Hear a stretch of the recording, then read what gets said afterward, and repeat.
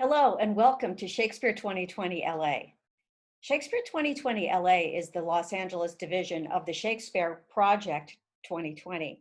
It's a worldwide challenge created by Ian Desher to read the entire Shakespeare canon in 2020. Shakespeare 2020 is comprised of Los Angeles-based professional actors.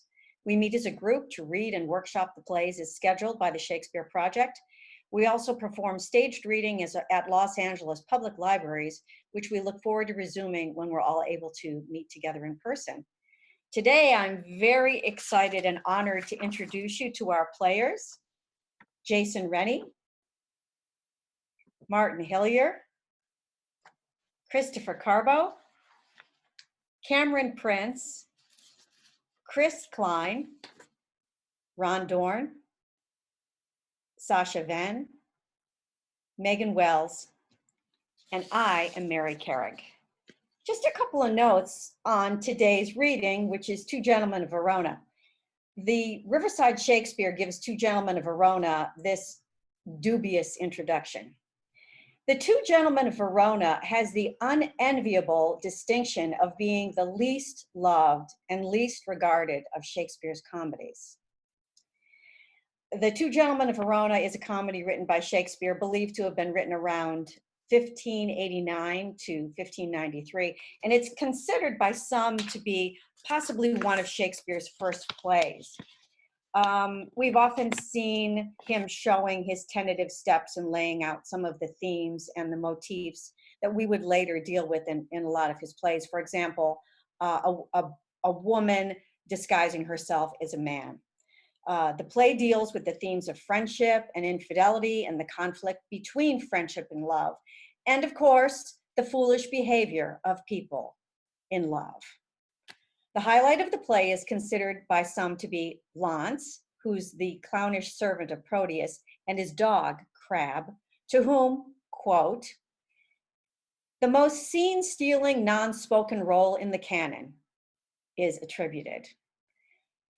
Two Gentlemen of Verona is often regarded as one of Shakespeare's weakest plays. It has the smallest name cast of any Shakespeare play. And to acknowledge our collective elephant in the room, we note that between 1603 and 1616, when Shakespeare's powers as a writer were at his height, the Globe and other London playhouses were shut down for an astonishing 78 months. That would be more than 60% of the time. Shakespeare made use of this quarantine of the plague to write King Lear. And the bard supposedly took advantage of the Globe's lengthy closure to get on top of his writing, coming up with the Scottish play, Antony and Cleopatra, among others. And another thing worth observing is during this terrible plague, there was an outbreak in June of 1592 when the theaters were closed for nearly 6 months. Shakespeare then turned to poetry. And this is where he created his narrative long poems, Venus and Adonis and The Rape of Lucrece, were both composed during this time, perhaps because the young author was desperate for a more reliable source of income.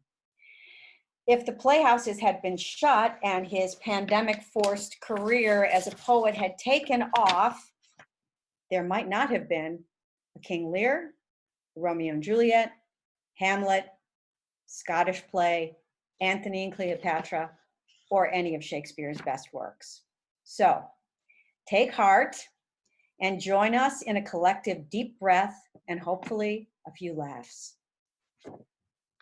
We are honored and excited to present William Shakespeare's Two Gentlemen of Verona.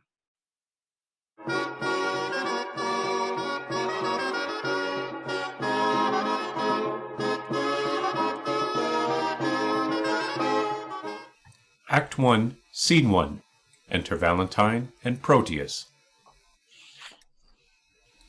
Cease to persuade, my loving Proteus. Home-keeping youth hath ever homely wits. Were it not affection changed thy tender days to the sweet glances of thy honored love, I rather would entreat thy company to see the wonders of the world abroad, than, living dully sluggardized at home, wear out thy youth with shapeless idleness.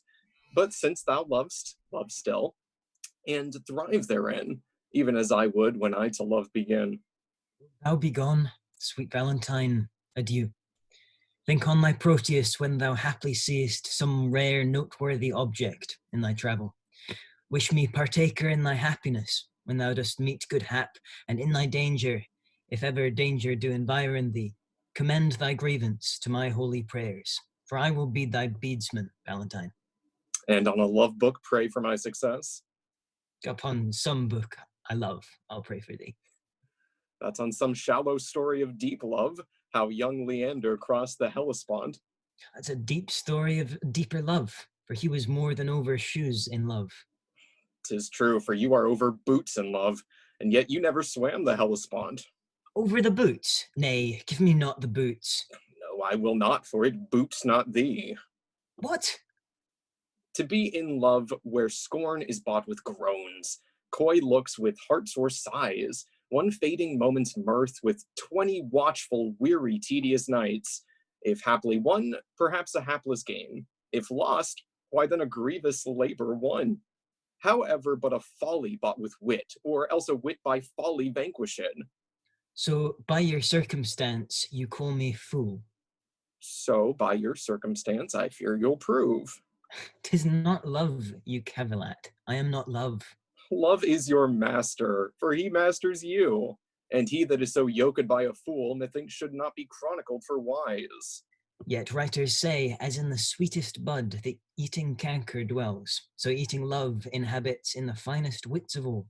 And writers say, as the most forward bud is eaten by the canker ere it blow, even so by love the young and tender wit is turned to folly, blasting in the bud, losing his verdure, even in the prime, and all the fair effects of future hopes. But wherefore waste I time to counsel thee? Thou art a votary to fond desire. Once more, adieu. My father at the road expects my coming, there to see me shipped. And thither will I bring thee, Valentine. Sweet Proteus, no, let us take our leave. To Milan let me hear from thee by letters of thy success in love, and what news else betideth here in my absence of thy friend. And I likewise will visit thee with mine. All happiness, perchance to thee in Milan. As much to you at home, and so farewell. He after honor hunts, I after love. He leaves his friends to dignify them more. I leave myself, my friends, and all for love. Thou, Julia, thou hast metamorphosed me, made me neglect my studies, lose my time, war with good counsel, set the world at naught, made wit with musing weak, heart sick with thought. Sir Proteus, save you. Saw you my master? But now he parted hence to embark for Milan. 20 to 1 then he is shipped already, and I have played the sheep in losing him. Indeed, a sheep doth very often stray, and if the shepherd be a while away. You conclude that my master is a shepherd, and then I a sheep? I do. Why then my horns or his horns, whether I wake or sleep?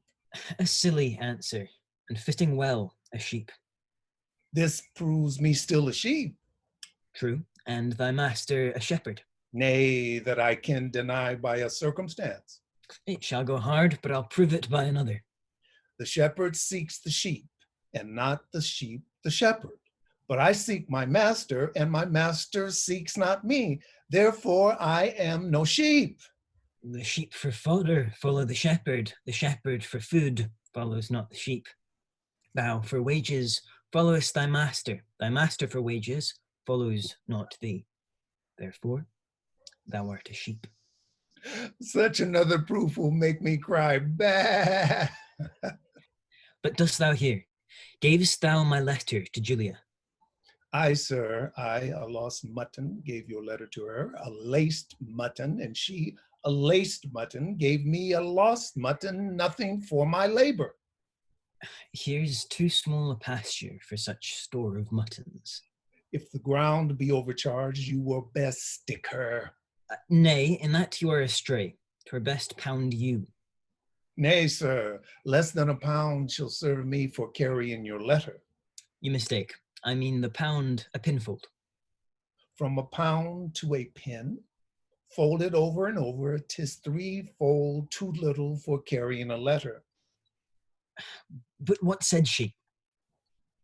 I, Nod. I. Why, that's nod I. you mistook, sir. I say she did nod and asked me if she did nod, and I say I. And that, set together, is nod I. Now you have taken the pains to sit together. Take it for your pains. No, no, you shall have it for bearing the letter. Well, I perceive I must be fain to hear it with you. Why, sir, how do you bear with me? Marry, sir, the letter, very orderly, having nothing but the word noddy for my pains, Beshrew me, but you have a quick wit. and yet cannot overtake your slow purse. Come, come, open the matter in brief. What said she? Open your purse, that the money and the matter may be both at once delivered. Well, sir, here is for your pains. What said she? Truly, sir, I think you'll hardly win her. Why? Couldst thou perceive so much from her? Sir, I could perceive nothing at all from her. No, not so much as a ducat for delivering your letter. And being so hard to me that brought your mind, I fear she'll prove as hard to you in telling your mind. Give her no token but stones, for she is as hard as steel. What said she? Nothing? No, not as much as take this for thy pains, to testify your bounty. I thank you. You have testerned me in requital whereof henceforth carry your letters yourself. And so, sir, I'll commend you to my master. Go, go, be gone, to save your ship from wrack, which cannot perish having thee aboard, being destined to a drier death on shore.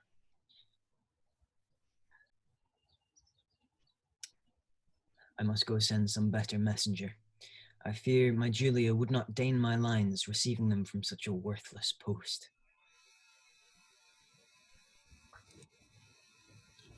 Act 1, Scene 2.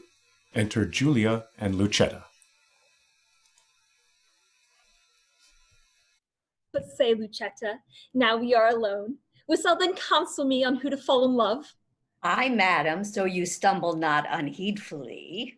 Of all the fair resort of gentlemen that every day with peril encounter me, in thy opinion, which is worthiest of love? Please you repeat their names. I'll show my mind according to my shallow, simple skill. What thinkest thou of the fair Sir Anglamore? Oh, as of a knight well spoken, neat and fine. But were I you, he should never be mine. What thinkest thou of the rich Mercutio? Ooh, well, of his wealth, but of him, so-so. What thinkest thou of the gentle Proteus? Lord, Lord, to see what folly reigns in us. How now? What means this passion at his name? Pardon, dear madam, 'tis a passing shame that I, unworthy body as I am, should censor thus on lovely gentlemen. Why not on Proteus, of all the rest? Then thus of many good, I think him best. Your reason? I have no reason but a woman's reason. I think him so because I think him so. And wouldst thou have me cast my love on him? Aye, if you thought your love not cast away. Why, he of all the rest hath never moved me. Yet he of all the rest, I think, best loves you. His little speaking shows his love but small. Fires that's closest kept burns most of all. They do not love that do not show their love. Oh, they love least that let men know their love. I would I knew his mind.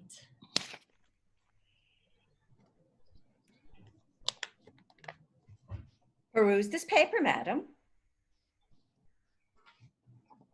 Julia. Say from whom? That the contents will show. Say who gave it thee.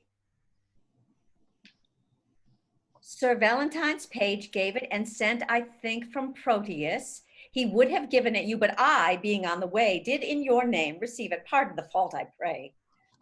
Now, by my modesty, a goodly broker, dare you presume to harbor wanton lines, to whisper and conspire against my youth?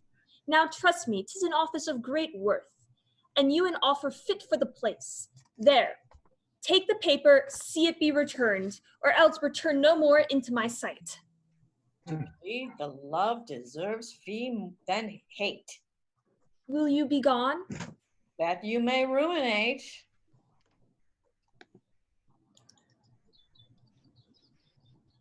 And yet I would I overlooked the letter.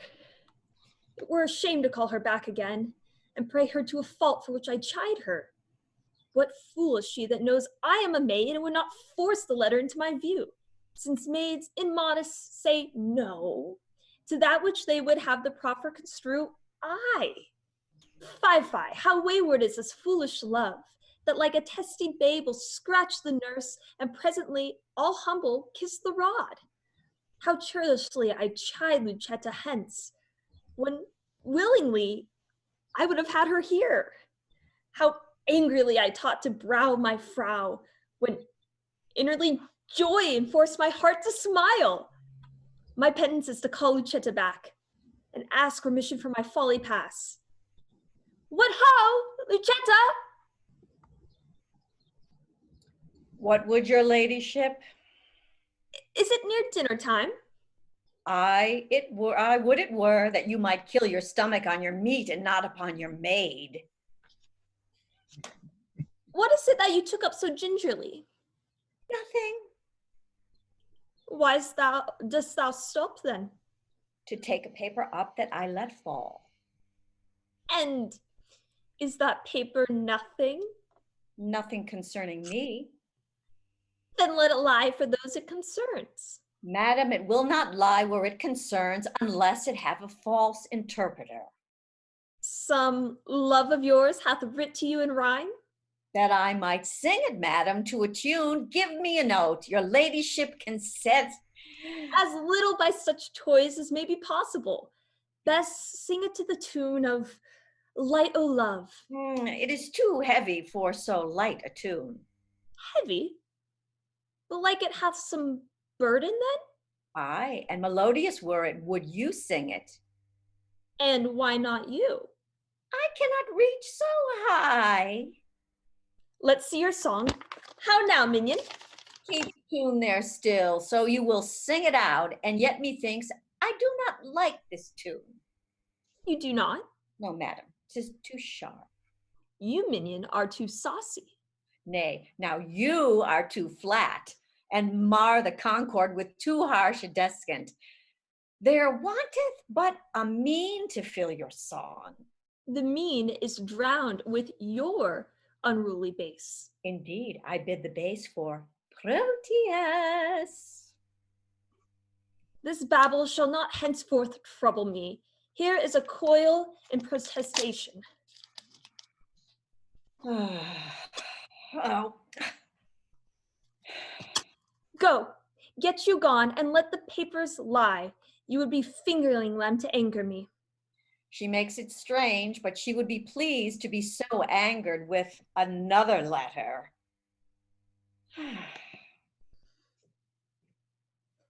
Now would I so angered with the same. Oh, hateful hands, to tear such lovely words. Injurious wasp to feed on such sweet honey and kill the bees that yielded it your stings. I'll kiss each severed paper for amends. Look here, it is writ, kind Julia. Unkind Julia, as is ravage of thy ingratitude. I throw thy name against the bruised stones, trampling contemplaneously on thy disdain. And here is writ, love wounded Proteus. Poor wounded name, my bosom is a bed, shall lodge these till thy wound be thoroughly healed. And thus I search for a sovereign kiss. But twice or thrice was Proteus written down. Be calm, good wind, blow not a word away, till I have found each letter in the letter, except mine own name, that some whirlwind bear onto a ragged, fearful, hanging rock, and throw it thence into the raging sea. Lo, here's one line in his name writ twice. Poor forlorn Proteus, passionate Proteus, to the sweet Julia. That I'll tear away. And yet I will not, sith so prettily he couples it with his complaining names. Thus, I will fold them onto another. Now kiss, embrace, contend, do what you will. Madam, dinner is ready and your father stays. Well, let us go. What, shall these papers lie like telltales here? If you respect them, best take them up. Nay, I was taken up for laying them down, yet they shall not lie for catching cold. I see you have a month's mind to them. Aye, madam, you may say what sights you see. I see things too, although you judge a wink. Come, come, will't please you go?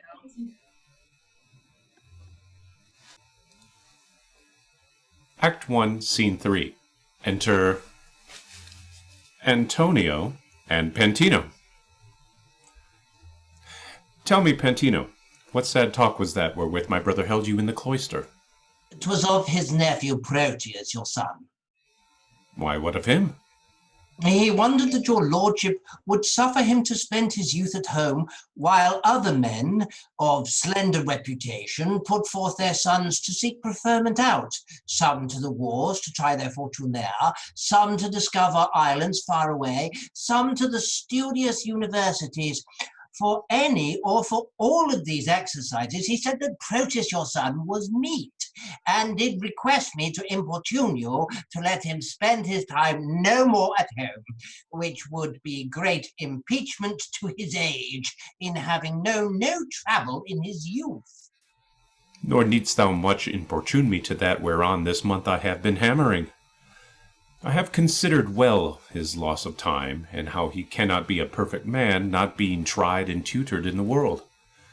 Experience is by industry achieved, and perfected by the swift course of time. Then tell me whither were I best to send him? I think your lordship is not ignorant how his companion, youthful Valentine, attends the emperor in his royal court. I know it very well. 'Twere good, I think, your lordship sent him thither. There shall he practice tilts and tournaments, hear sweet discourse, converse with noblemen, and be in eye of every exercise, worthy his youth and nobleness of birth. I like thy counsel. Well hast thou advised, and that thou mayst perceive how well I like it, the execution of it shall make known. E'en with the speediest expedition, I will dispatch him to the emperor's court. Tomorrow, may it please you, Don Alfonso, with other gentlemen of good esteem, are journeying to salute the emperor and to commend their service to his will. Good company. With them shall Proteus go. And in good time. Now will we break with him. Love, sweet lines, sweet life. Here is her hand, the agent of her heart. Here is her oath for love, her honour's poem. Oh, that our fathers would applaud our loves to seal our happiness with their consents. Oh, heavenly Julia. How now? What letter are you reading there? May it please your lordship, 'tis a word or two of commendation sent from Valentine, delivered by a friend that came from him. Lend me the letter. Let me see what news. There is no news. my lord, but that he writes how happily he lives, how well beloved and daily graced by the emperor, wishing me with him, partner of his fortune. And how stand you affected to his wish? As one relying on your lordship's will, and not depending on his friendly wish. My will is something sorted with his wish. Muse not that I thus suddenly proceed, for what I will, and there an end. I am resolved that thou shalt spend some time with Valentinus in the emperor's court. What maintenance he from his friends receives, like exhibition thou shalt have from me. Tomorrow be in readiness to go. And excuse it not, for I am peremptory. My lord, I cannot be so soon provided. Please you deliberate a day or two. Look what thou wants shall be sent after thee. No more of stay. Tomorrow thou must go. Come on, Pentino. You must be employed to hasten on his expedition. Thus have I shunned the fire for fear of burning, and drenched me in the sea, where I am drowned. I feared to show my father Julia's letter, and with the vantage, lest he should take exceptions to my love. With the vantage of mine own excuse hath he accepted most against my love. Oh, how this spring of love resembleth the uncertain glory of an April day, which now shows all the beauty of the sun, and by a cloud takes all away. Sir Precious, your father calls for you. He is in haste, therefore I pray you go. Why, this it is. My heart accords thereto, and yet 1,000 times it answers no.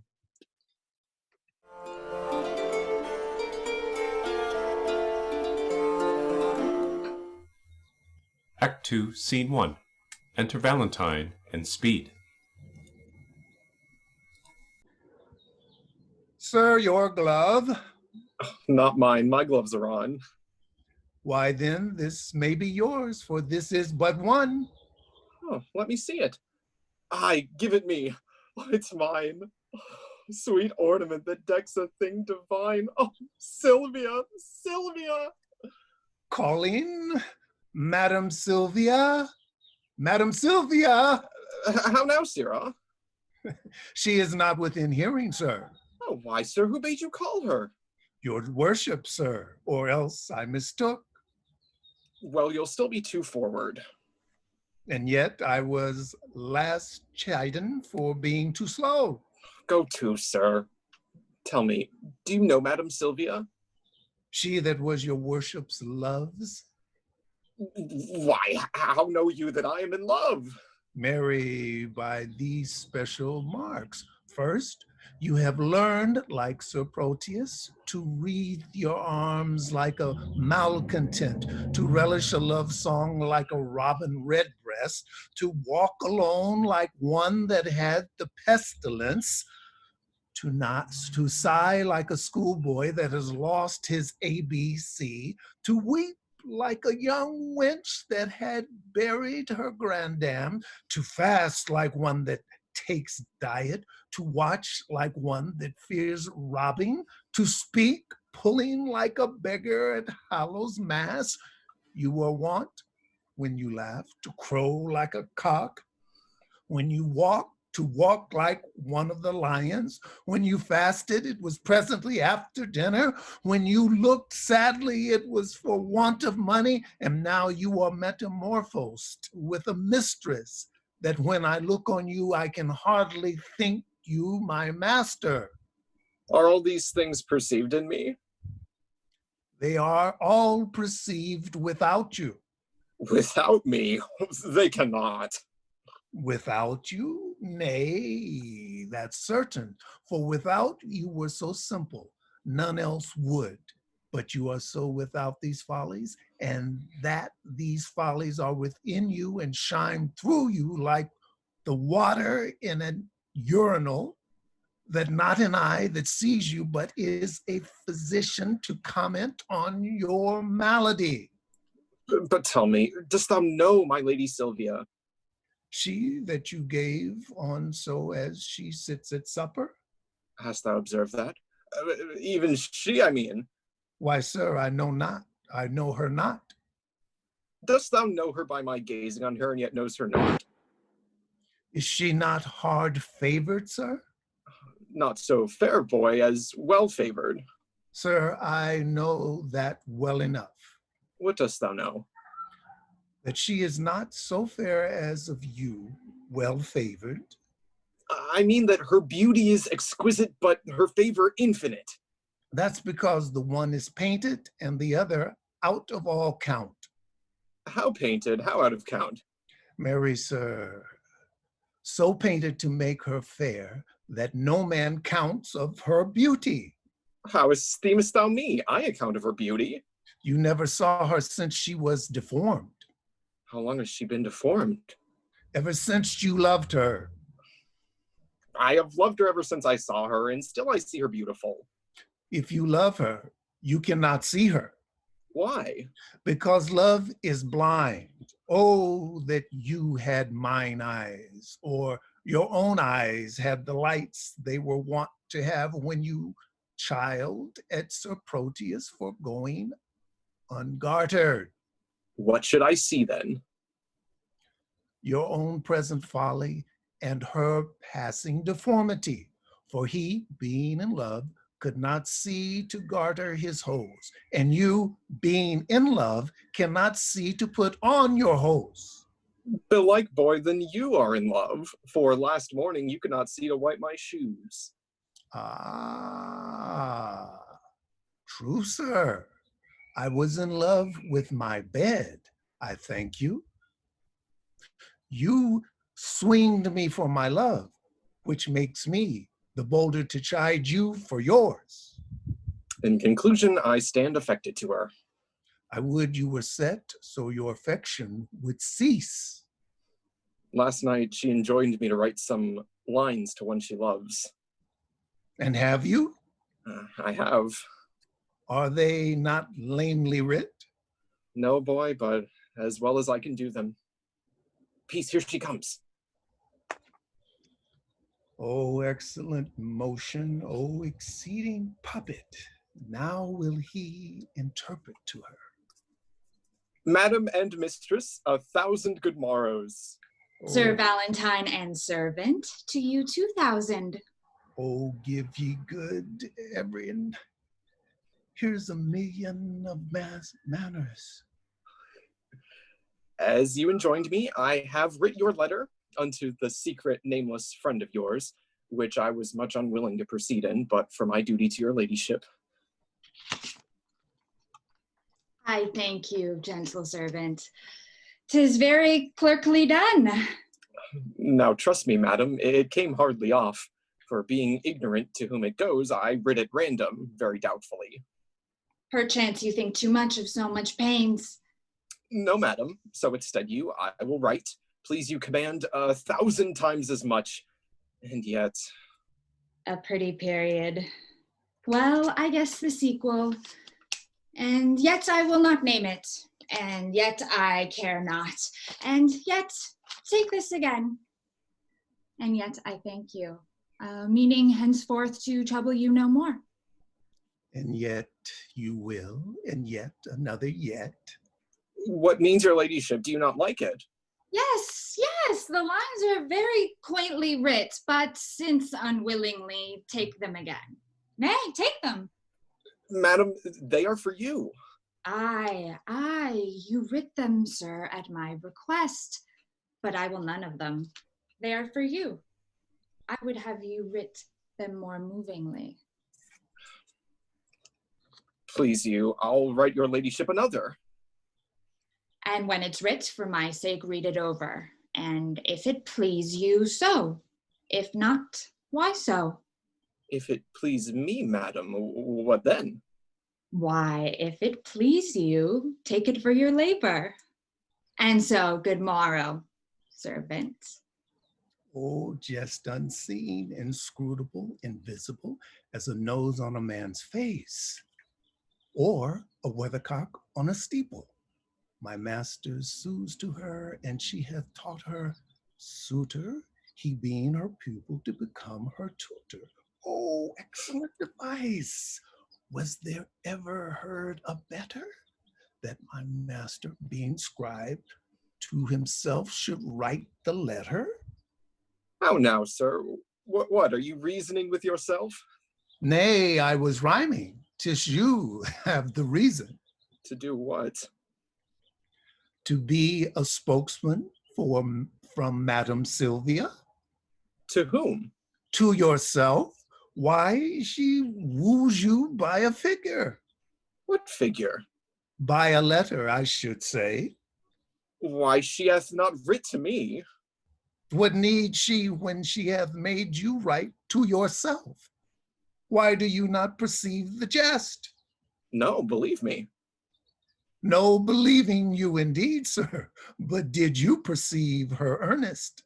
She gave me none except an angry word. Why, she hath given you a letter. That's the letter I writ to her friend. And that letter hath she delivered, and there an end.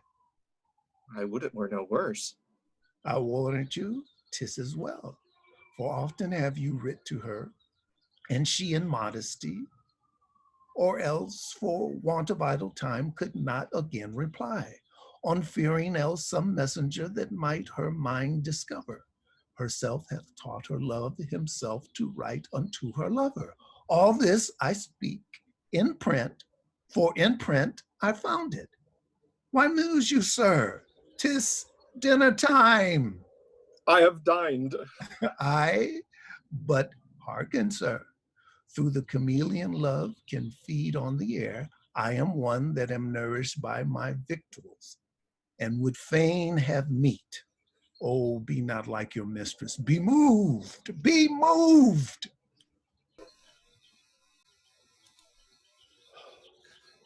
Act 2, Scene 2. Enter Proteus and Julia. Have patience, gentle Julia. I must, where is no remedy. When possibly I can, I will return. If you turn not, you will return the sooner. Keep this remembrance for thy Julia's sake. Why, then we'll make exchange. Here, take you this. And seal the bargain with a holy kiss. Here is my hand for my true constancy. And when that hour o'erslips me in the day wherein I sigh not, Julia, for thy sake, the next ensuing hour some foul mischance torment me for my love's forgetfulness. My father stays my coming. Answer not, the tide is now, nay, not the tide of tears, the tide that will stay me longer than I should. Julia, farewell. What, gone without a word? Aye, so true love should do. It cannot speak, for truth hath better deeds than words to grace it. Proteus, you are stayed for. Go, I come. Alas, this parting strikes poor lovers dumb.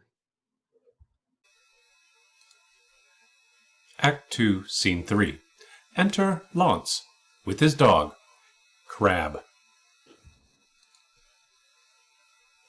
Nay, 'twill be this hour ere I have done weeping.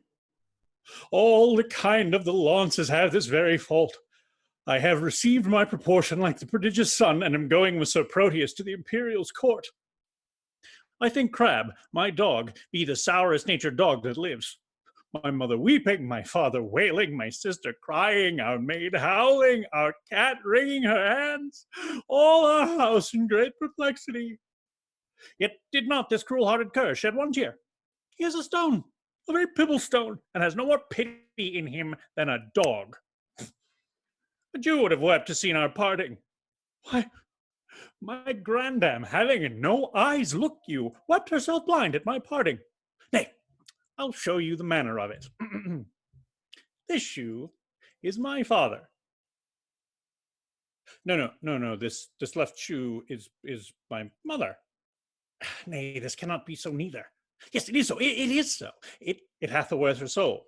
The shoe with a hole in it is my mother, and this my father. A vengeance on't, there it is. Oh, now, sir, this staff is my sister. For look you, she is as white as a lily and as small as a wand. This hat is Nan, our maid, and I am the dog. And the dog is himself, and I am the dog. No. Oh, no, the dog is me, and I am myself. Aye, so. Now, come I to my father. Father, your blessing. Now, should not the shoe speak a word for weeping? How should I kiss my father? Well, he weeps on. Now, come I to my mother. Oh, that she could speak now like a old woman. Well, I kiss her. Why, there 'tis. Here's my mother's breath up and down. Now, come I to my sister. Mark the moan she makes. Now, all the while, the dog sheds not a tear nor speaks a word. But see how I lay the dust with my tears. Launce, away! Away! Aboard! Thy mast is shipped, and thou art to post after with oars. What's the matter? Why weep'st thou, man? Away, ass! You'll lose the tide if you tarry any longer.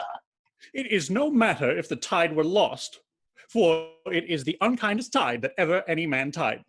What's the unkindest tide? Why, he that tied here, Crab, my dog.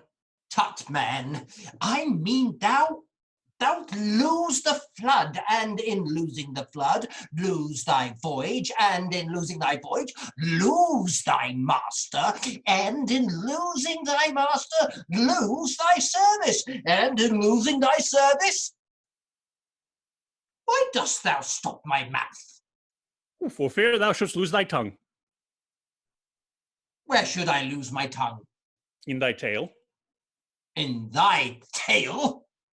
Lose the tide, and the voyage, and the master, and the service, and the tide. Why, man, if the river were dry, I am able to fill it with my tears. If the wind were down, I could drive the boat with my sighs.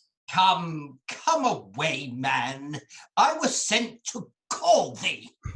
Sir, call me what thou darest. Wilt thou go? Well, I will go.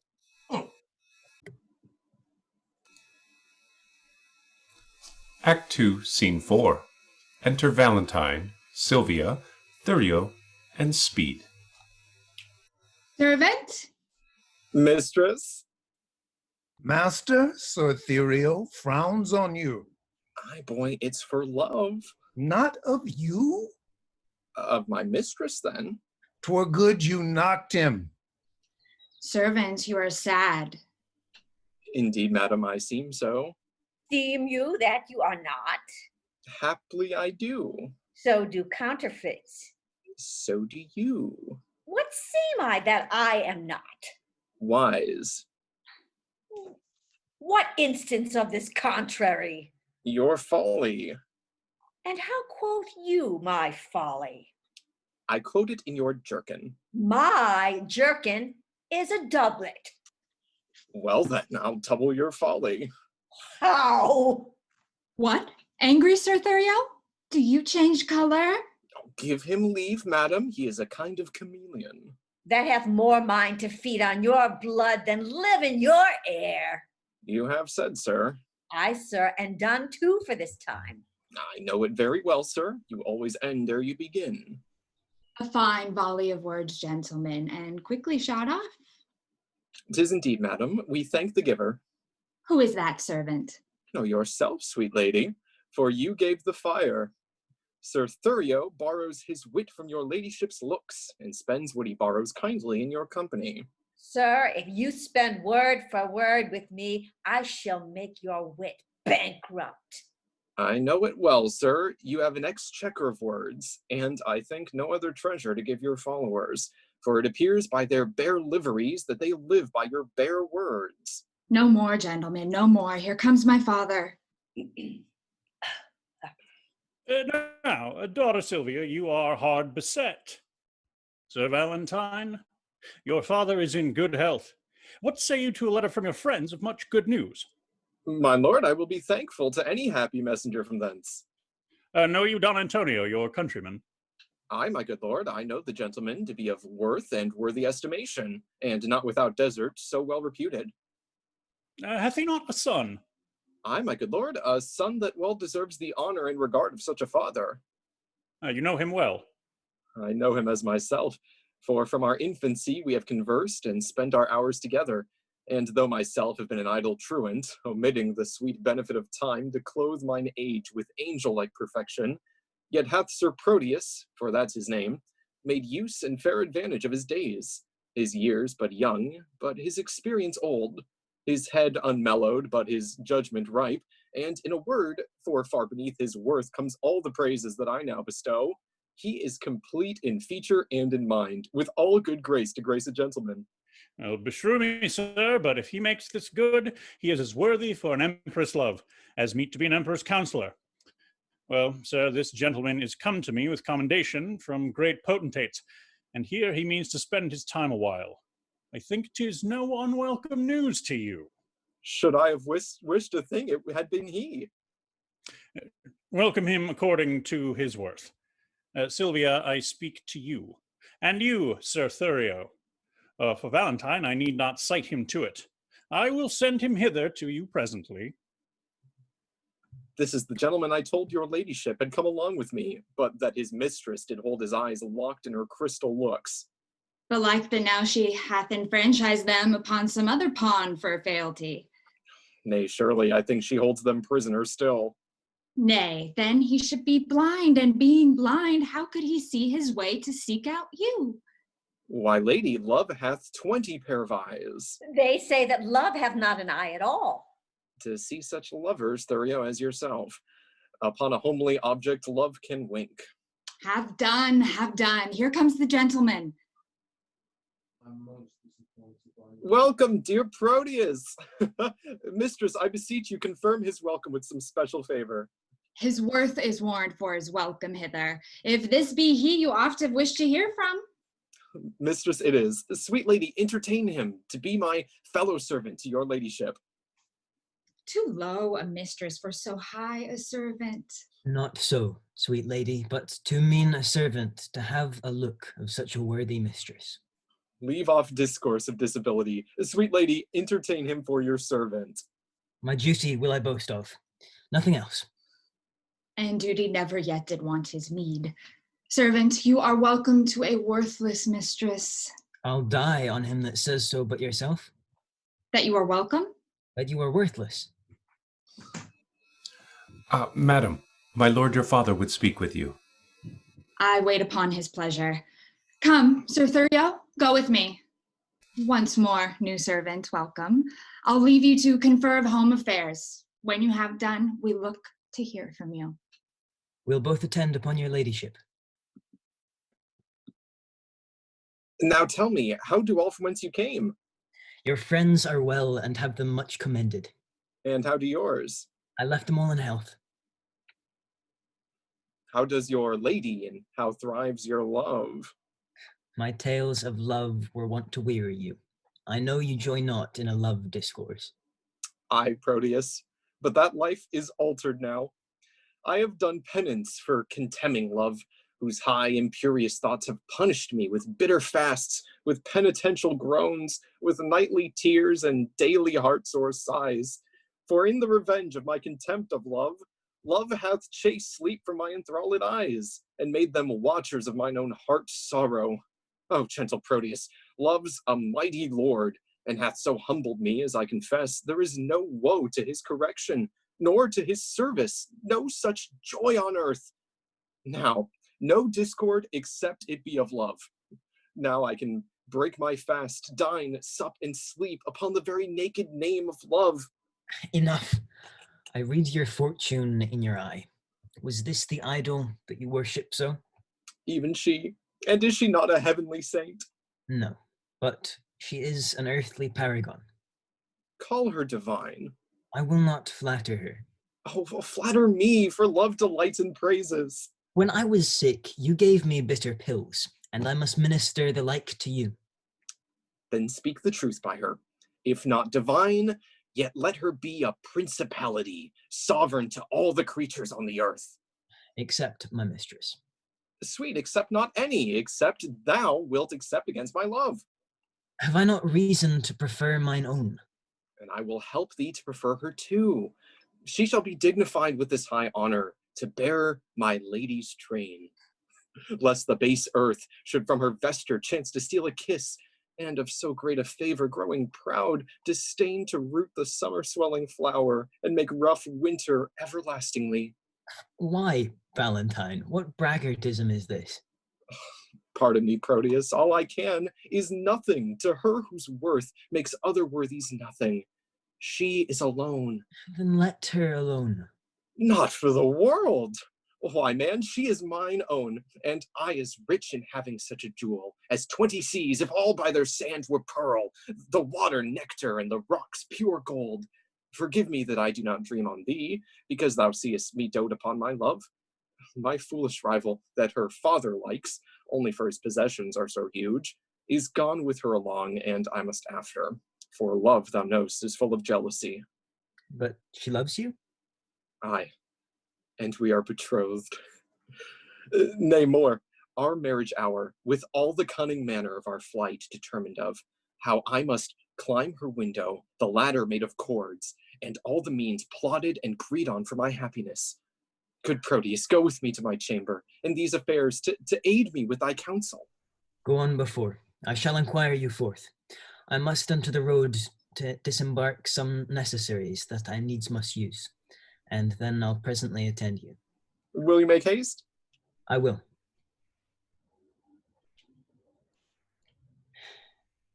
Even as one heat another heat expels, or as one nail by strength drives out another, so the remembrance of my former love is by a newer object quite forgotten.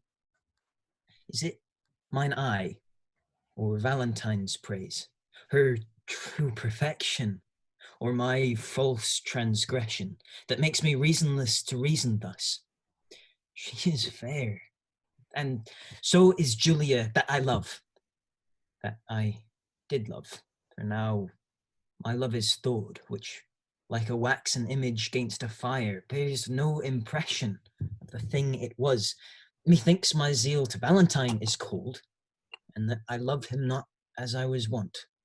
Oh, but I love his lady too much, and that's the reason I love him so little. How shall I dote on her with more advice, that thus, without advice, begin to love her? 'Tis but her picture I have yet beheld, and that have dazzled my reason's light. But when I look on her perfections, there is no reason but I shall be blind. If I can check my erring love, I will. If not, to compass her, I'll use my skill. Act 2, Scene 5. Enter Speed and Launce with his dog. Oh, did the dog grab you? The grab. Lance, by mine honesty, welcome to Padua. Forswear not thyself, sweet youth, for I am not welcome. I reckon this always, that a man is never undone till he be hanged, nor never welcome to a place till some certain shot be paid and the hostess say, welcome. Oh, come on, you madcap. I'll to the alehouse with you presently, where for 1 shot of 5 pence thou shalt have 5,000 welcomes. But, sirrah, how did thy master part with Madam Julia? Marry, after they closed in earnest, they parted very fairly in jest. But shall she marry him? No. How then? Shall he marry her? No, neither. What, are they broken? No, they are both whole as fish. Why then, how stands the matter with them? Oh, marry, thus, when it stands well with him, it stands well with her. What an ass thou art, I understand thee not. What a block art thou that thou canst not? My staff understands me. What? It stands under thee indeed. Why, stand under and understand is all one. But tell me true, wilt be a match? Ask my dog. If he say aye, it will. If he say no, it will.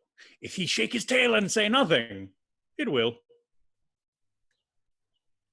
The conclusion is then that it will. Oh, thou shalt never get such a secret from me, but by a parable. 'Tis well then I get it so, but Lance, how sayest thou that my master has become a notable lover? I never knew him otherwise. Then how? A notable lubber, as thou reportst him to be. Why, thou whoreson ass, thou makest me. Why, fool, I meant not thee, I meant thy master. I tell thee, my master is become a hot lover. Why, I tell thee I care not, though he burn himself in love. If thou wilt, go with me to the alehouse. If not, thou art an Hebrew, a Jew, and not worth the name of a Christian. Why? Because thou hast not so much charity in thee as to go to the ale with a Christian. Wilt thou go? At thy service. Act 2, Scene 6. Enter Proteus. To leave my Julia shall I be forsworn. To love fair Sylvia shall I be forsworn. To wrong my friend I shall be much forsworn. And even that power which gave me first my oath provokes me to this threefold perjury. Love bade me swear, and love bids me forswear. Sweet suggesting love, if thou hast sinned, teach me, thy tempted subject, to excuse it. At first, I did adore a twinkling star, but now I worship a celestial sun. Unheedful vows may heedfully be broken, and he wants wit that once resolved will to learn his wit to exchange the bad for better. Oh, fie, unreverend tongue, to call her bad, whose sovereignty so oft thou hast preferred with 20,000 soul-confirming oaths. I cannot leave to love, and yet I do. For there I leave to love where I should love. Julia I lose, and Valentine I lose. If I keep them, I needs must lose myself. If I lose them, thus find I by their loss, for Valentine myself, for Julia Sylvia.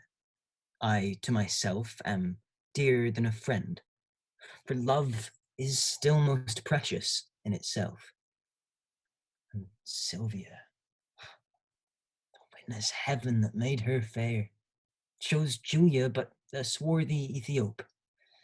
I will forget that Julia is alive, remembering that my love to her is dead.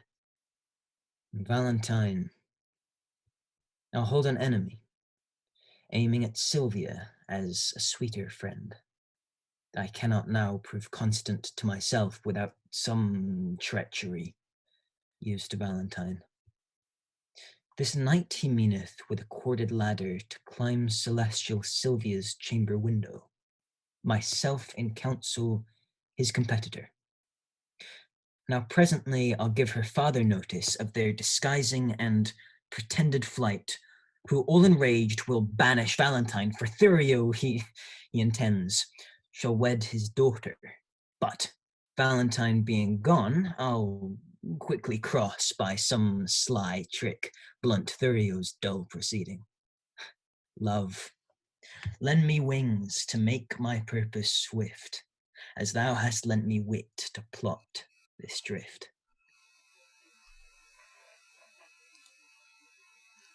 Act 2, Scene 7. Enter Julia and Lucetta. Counsel, Lucetta, gentle girl, assist me.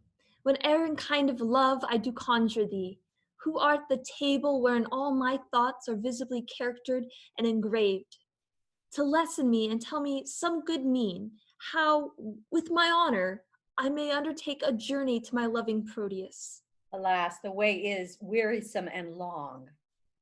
A true devoted pilgrimage is not weary.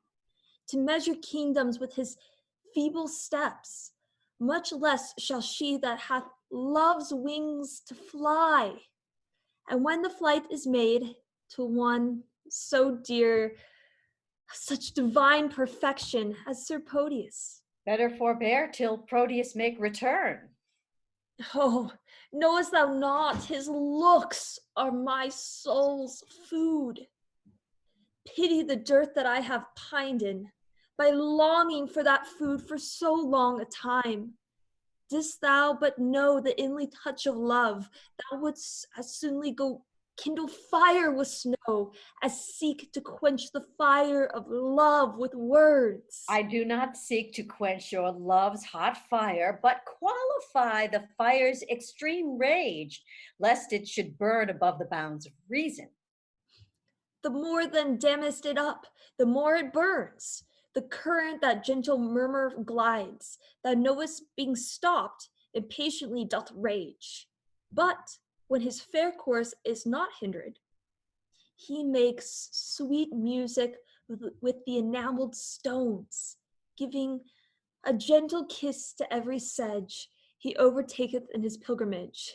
And so by many winding nooks he strays, with willing sport to the wild ocean.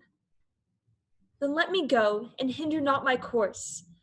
I'll be as patient as the gentle stream, and make a pastime of each weary step, till the last one have brought me to my love. And there I'll rest as much turmoil a blessed soul doth in Elysium. But in what habit will you go along? Not like a woman, for I would prevent the loose encounters of lavish men. Gentle Lucetta, fit me with some weeds, as may beseem some well-reputed page. Why then your ladyship must cut her hair.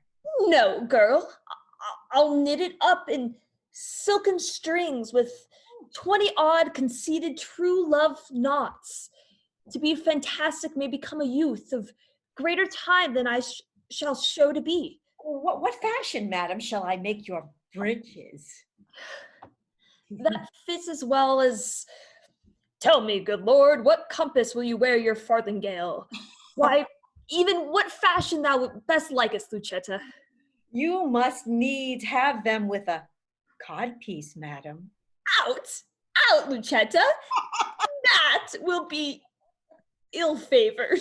A round hose, madam's not worth a pin unless you have a codpiece to stick pins on. Lucetta, as thou lovest me, let me have what thou thinkest meet and is most mannerly. But tell me, how will the world repute me for undertaking so unstaid a journey? I fear it will make me scandalized. If you think so, then stay at home and go not. Nay, that I will not. Then never dream on infamy, but go. If Proteus like your journey when you come, no matter who's displeased when you are gone, I fear me he will scarce be pleased withal. That is the least, Lucetta, of my fear. 1,000 oaths, an ocean of his tears, and instances of infinite of love warrant me welcome to my Proteus. All these are servants to deceitful men. Base men that use them to so base effect. But truer stars did govern Proteus's birth.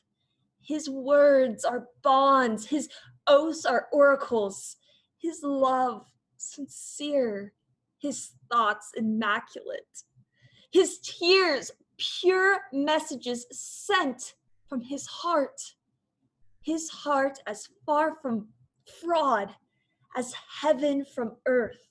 Pray heaven he prove so when you come to him. Now, as thou lovest me, do him not that wrong. to bear a hard opinion of his truth. Only deserve my love by loving him. And presently go with me to my chamber to take a note of what I stand in need of, to furnish me upon my longing journey. All that is mine I leave at thy disposal, my goods, my lands, my reputation. Only in lieu thereof dispatch me hence. Come, answer not, but to it pertinently. I am impatient of my tarriance.